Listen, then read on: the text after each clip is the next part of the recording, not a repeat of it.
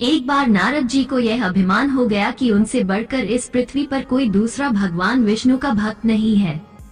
उनका व्यवहार भी इस भावना से प्रेरित होकर कुछ बदलने लगा। वे भगवान के गुणों का गान करने के साथ साथ अपने सेवा कार्यों का भी वर्णन करने लगे। भगवान से कोई बात छुपी थोड़े ही रहती है। उन्हें तुरंत इस बात का पता चल गया। वे अपने भक्त का पतन भला कैसे देख सकते थे, इसलिए उन्होंने नारद को इस दुष्प्रवृत्ति से बचाने का निर्णय किया। एक दिन नारद जी और भगवान विष्णु साथ साथ वन में जा रहे थे। अचानक विष्णु जी एक वृक्ष के नीचे थक कर बैठ गए और बोले, भाई नारद जी, हम तो थक गए हैं, प्यास भी लगी है, कहीं से पानी मिल जाए तो लाओ। हमसे तो प्यास के मारे चला नहीं जा रहा है, हमारा गला सूख रहा है। ये सुनकर नारद जी तुरंत सावधान हो गए। उनके होते हुए भगवान भला प्यासे कैसे रहें।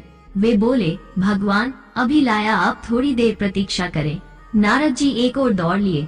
उनके जाते ही भगवान मुस्कुराए और अपनी माया को नारद जी को सत्य के मार्ग पर लाने का आदेश दिया। माया शुरू हो गई। नारद जी थोड़ी ही दूर गए होंगे कि उन्हें एक गांव दिखाई पड़ा, जिसके बाहर कुएं पर कुछ युवा स्त्रियां पानी भर रही थी।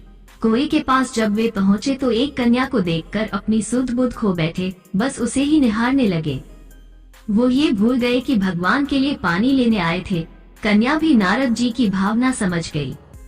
वो जल्दी जल्दी जल से घड़ा भरकर अपनी सहेलियों को पीछे छोड़कर घर की ओर लपकी। नारद जी भी उसके पीछे जो लिए। कन्या तो घर के अंदर चली गई, लेकिन नारद जी ने द्वार पर खड़े होकर नारायण नारायण का अलख जगाया। गृहस्वामी नारायण का नाम सुनकर बाहर आया। उसने नारद जी को तुरंत पहचान लिया।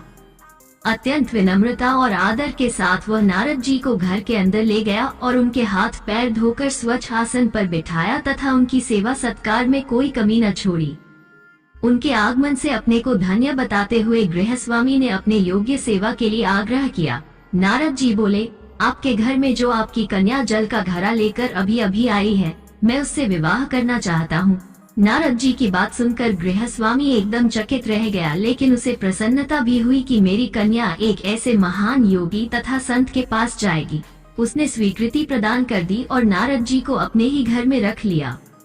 2-4 दिन पश्चात शुभ मुहूर्त में उसने अपनी कन्या का विवाह नारद जी के साथ कर दिया तथा उन्हें गांव में ही उतनी धरती का टुकड़ा दे दिया। खेती करके वे आराम से अपना और अपने परिवार का पेट भर सके।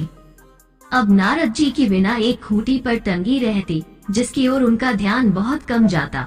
अपनी पत्नी के आगे नारायण को वे भूल गए। दिन भर खेती में लगे रहते, कभी हल चलाते, कभी पानी देते, कभी बीज बोते तो कभी निराई गुड़ाई करते। जैसे जैसे पौधे बढ़ते उनकी प्रसन्नता का पारावार न रहता। फसलें हर वर्ष पकती कटती, अनाज से उनके कोठार भर जाते। नारद जी गांव के एक संपन्न किसान माने जाने लगे। वर्ष दर वर्ष बीतते चले गए और नारद जी की गृहस्थी भी बढ़ती चली गई। 3-4 लड़के लड़कियां भी हो गए। अब नारद जी को एक क्षण की भी फुर्सत नहीं मिलती थी। वे हर समय बच्चों के पालन पोषण तथा पढ़ाई लिखाई में लगे रहते अथवा खेत में काम करते रहते थे। अचानक एक बार तेज बारिश हुई, जिसने कि दिनों तक बंद होने का नाम ही नहीं लिया। बादलों की गरज और बिजली की कड़क ने सबके हृदय में भय उत्पन्न कर दिया। मूसलाधार वर्षा ने गांव के पास बहने वाली नदी में बाढ़ की स्थिति पैदा कर दी। चारों ओर पानी ही पानी फैला गया। कच्चे पक्के सभी मकान ढहने लगे। घर का सामान बह गया। पशु भी डूब गए, उनके व्यक्ति मर गए। गांव में त्राही त्राही मच गई। नारद अब क्या करें? उन्होंने भी घर में जो थोड़ा कीमती सामान बचा था उसकी गठरी बांधी और अपनी पत्नी तथा बच्चों को लेकर जान बचाने के लिए पानी में से होते हुए बाहर निकलने लगे।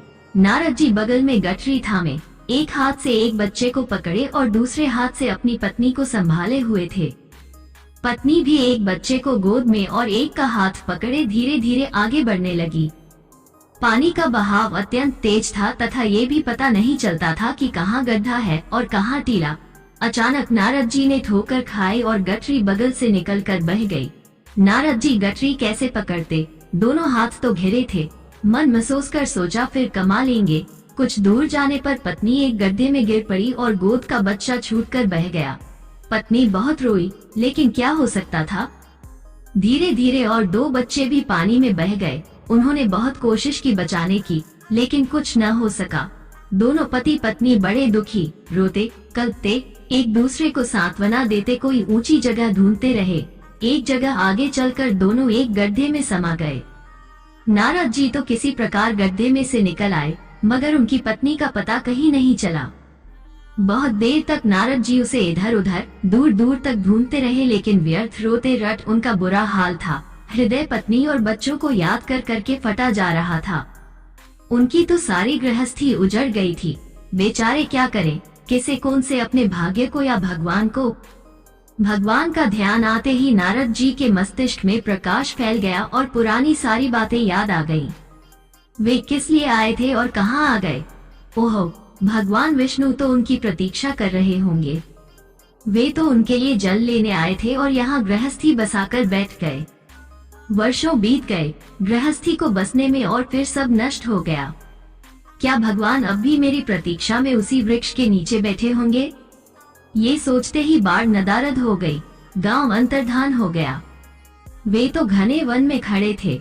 नारद जी पछताते और शर्माते हुए दौड़े। देखा कुछ ही दूर पर उसी वृक्ष के नीचे भगवान लेटे हैं। नारद जी को देखते ही उठ बैठे और बोले, अरे भाई नारद, कहाँ चले गए थे? बड़ी देर लगा दी, पानी लाए या नहीं? नारद जी भगवान के चरण पकड़कर बैठ गए और लगे अश्रु बहाने। उनके मुंह से एक बोल भी नहीं फूटा। भगवान मुस्कुराए और बोले, तुम अभी तो गए थे, कुछ अधिक देर थोड़े ही हुई है। लेकिन नारद जी को लगा था कि वर्षों बीत गए। अब उनकी समझ में आया ये सब भगवान की माया थी, जो उनके अभिमान को चूर चूर करने के लिए पैदा हुई थी। वे सोचने लगे, उन्हें बड़ा घमंड था कि उनसे बढ़कर त्रिलोक में दूसरा कोई भक्त नहीं है। लेकिन एक स्त्री को देखकर वे भगवान को भूल गए। उसको पछतावा होने लगा और उनका घमंड जरा सी देर में ढेर हो गया। वे पुनः सरलता और विनय के साथ भगवान के गुण गाने लगे। जय श्री हरि। मित्रों, अहंकार, लालच, ये सब मनुष्य को पतन के गर्त में धकेल देती है। यदि आप भी ईश्वर के सच्चे भक्त हैं, तो प्लीज इस कहानी को लाइक और चैनल को सब्सक्राइब करें। याद रखें, जो प्राप्त है वही पर्याप्त है। जय हिंद, वंदे मातरम।